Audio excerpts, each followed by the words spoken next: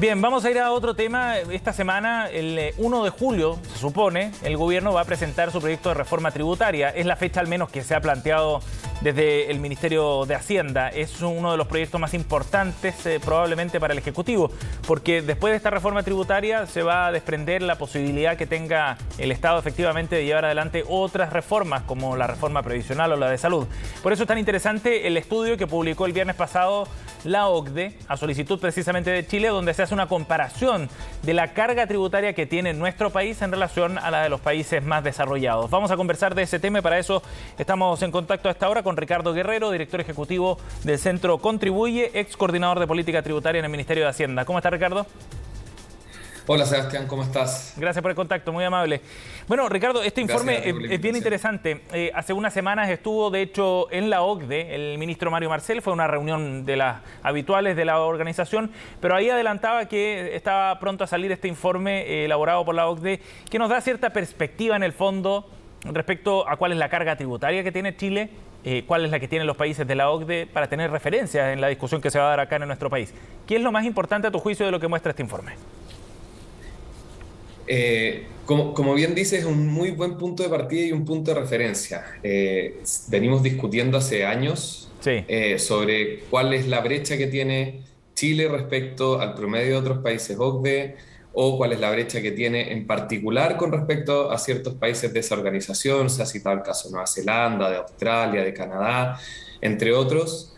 Y la buena noticia, en mi opinión, es que esto marca un punto de partida para, de cierta forma, cerrar esa discusión. Hoy día, con este informe, queda bastante claro que, independiente de la manera que se haga la comparación, Chile tiene una brecha importante respecto a su cargo tributario con estos países. Ricardo, para que nuestro público entienda bien de qué estamos hablando, quizás deberíamos haber partido por ahí. ¿Qué significa esta carga tributaria? Esa es una buena pregunta. La carga tributaria se mide como aquellos ingresos o tributos que se recaudan por parte del Estado para llevar adelante el gasto público, para efectuar y llevar adelante la satisfacción de las distintas bienes y servicios públicos, que incluyen desde la protección del derecho de propiedad, con los tribunales de justicia, el conservar de bienes raíces, las libertades civiles, hasta la satisfacción de demandas sociales, derechos sociales de educación, salud, pensiones, etc. ¿Qué ha pasado con esa carga tributaria y cómo se mide esa carga tributaria? Generalmente se toma como referencia el porcentaje del PIB. Porcentaje del PIB, eso es cuánto produce la economía en un momento determinado, durante un año determinado. Claro. Entonces, ¿qué ha pasado en los últimos 30 años en el caso de Chile? Nuestra carga tributaria se ha mantenido más o menos inerte desde el año 90 hasta el año 2019, que es la fecha con la que cierra este estudio que estábamos conversando. El estudio muestra que en ese plazo de 30 años se aumentó la carga tributaria en 2,4 puntos del PIB. Perfecto. Desde alrededor de 18% hasta 20,4% aproximadamente. O sea, lo que dice este estudio es que mientras Chile tiene una carga tributaria que bordea el 20% del PIB, el promedio de la organización es mucho más alto que eso. Claro, lo que dice el informe es que cuando se compara hoy día con el resto de los países, hay una brecha de alrededor de 13 puntos. Perfecto. O sea, nosotros recaudamos alrededor de 20, el promedio de los países de la OCDE recauda alrededor de 33 puntos, comparándolo como porcentaje del PIB. Y eso también, el estudio es súper interesante porque lo extrapola a los momentos en que los países tenían un nivel de desarrollo similar al caso chileno, y ahí también tenemos diferencias sustantivas. Por ejemplo, se pone el caso de Australia en los años 70, Nueva Zelanda también por esos años, Canadá, y ahí las diferencias siguen siendo altas, salvo con el caso de Australia, que son alrededor de 3 puntos. En el caso de Canadá y Nueva Zelanda estamos hablando de alrededor de 10 puntos del PIB. Entonces, este punto es bien interesante, Ricardo, disculpa que te interrumpa, pero en el fondo es bien interesante para el debate que viene, porque uno de los temas que se ha planteado sobre esta discusión es que Chile, por el tamaño de su economía, por ejemplo, por los niveles de desarrollo que tiene, no estaría en condiciones de llevar adelante una reforma tributaria de este tipo. Y ese argumento se ha escuchado mucho en el debate tributario de los últimos años. ¿Qué nos dice este informe sobre ese punto? Sí, el informe muestra que si bien hay cierta heterogeneidad dentro de los países de la OCDE, no todos se comportaron de la misma manera cuando fueron desarrollándose. Claro. Sí muestra una correlación positiva entre crecimiento y aumento de carga tributaria. Ok. Y por otro lado muestra también que los grados de convergencia de aumento de carga tributaria son de alrededor de 3 puntos cada 10 años en el promedio de los países. Hay algunos países que en el proceso de 10 años fueron capaces de recaudar más. Hay ejemplos de 5 puntos del PIB, de 8 puntos del PIB en algunos casos excepcionales, y en otros casos también, en periodos posteriores, también hubo ciertas reducciones. Pero en el promedio hay una convergencia a aumentar la carga tributaria en la medida que los países se han ido desarrollando. Ajá. ¿Cómo estamos nosotros en ese sentido? Nosotros tenemos el desafío, que ese también es algo que muestra que es interesante el informe. Cuando nos comparamos con los países en esos niveles de desarrollo, nuestra manera de recaudar también es distinta. Ya. Entonces, por lo mismo también el desafío es mayor. ¿A qué te refieres con esa forma de recaudar? Las fuentes de... Nosotros somos muy buenos, como muestra el informe y se ha venido diciendo hace mucho tiempo, el país es muy bueno recaudando IVA, y muy malo recaudando impuestos personales. Hemos ido mejorando la manera en que recaudamos nuestros impuestos a las empresas durante los últimos 30 años. Pero tenemos una brecha muy importante respecto a los impuestos personales, y como muestra el mismo informe, hay una brecha muy importante respecto a la manera que recaudamos ingresos derivados de las rentas del capital.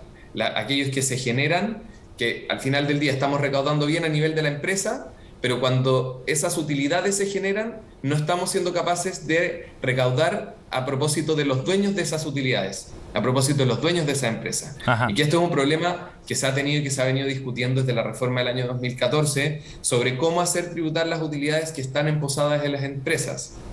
Y ese es uno de los desafíos más importantes que se va a afrontar en la futura discusión de la reforma tributaria que se discutirá a partir de fines de esta semana. O sea, por un lado habla del espacio que tiene Chile para poder llevar adelante una reforma y también de los mecanismos de recaudación.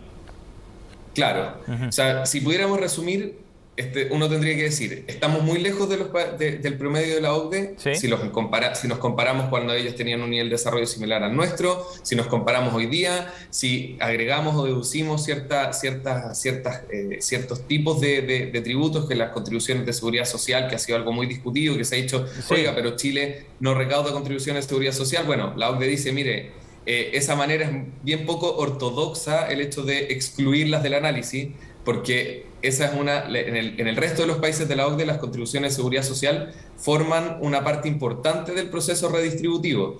Lo que pasa es que en el caso chileno, como tenemos un sistema de capitalización individual, es algo similar a que si una persona ahorrara en un fondo mutuo para el resto para su pensión futura, solamente que esto está establecido de manera obligatoria en la legislación. Entonces, no permite grados de redistribución. Por eso la OCDE dice, mire, eso nosotros no lo incluimos dentro del análisis de la carga tributaria. Pero aun cuando se incluyera, Chile tiene una brecha de 8 puntos de recaudación con el resto de los países de la OCDE. Aun cuando usted quisiera incluirla.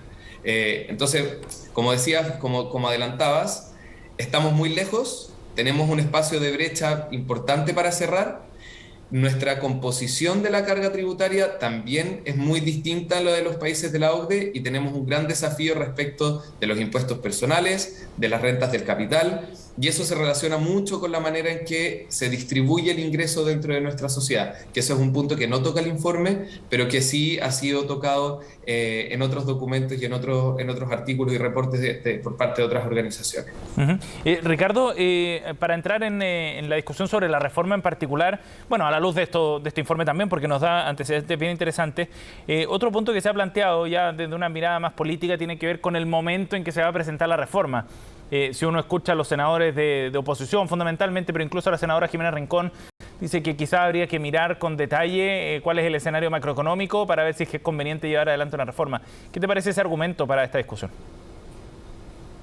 Mira, te diría que independiente de que Chile estuviera creciendo, también escucharíamos el argumento respecto a que no es momento para hacer una reforma tributaria. Es un argumento recurrente.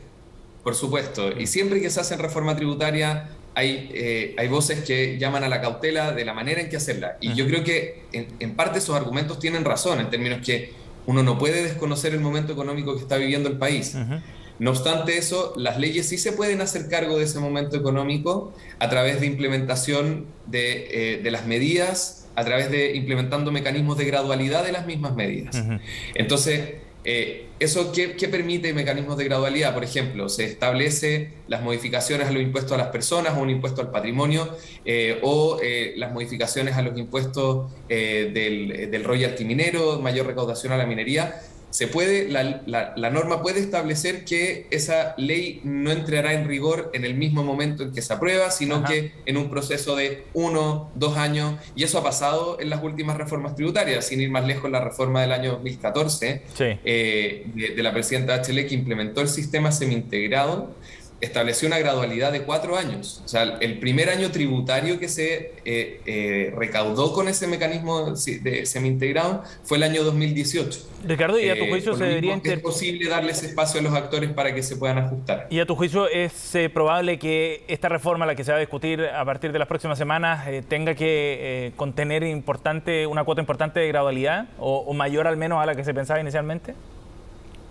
Me parece que es algo que va a tener que estar en la discusión. Creo que establecer cuál es la gradualidad que adecuada es muy complejo y va a depender de muchas medidas. Hay algunas medidas, por ejemplo, que podrían implementarse con menor gradualidad, como ajustes de evasión y elusión, que son uno de los elementos más importantes de la reforma tributaria. Acá, cuando hablamos de evasión y elusión, estamos hablando que los contribuyentes paguen los impuestos que les corresponde de acuerdo a lo que establece la ley, ni más ni menos.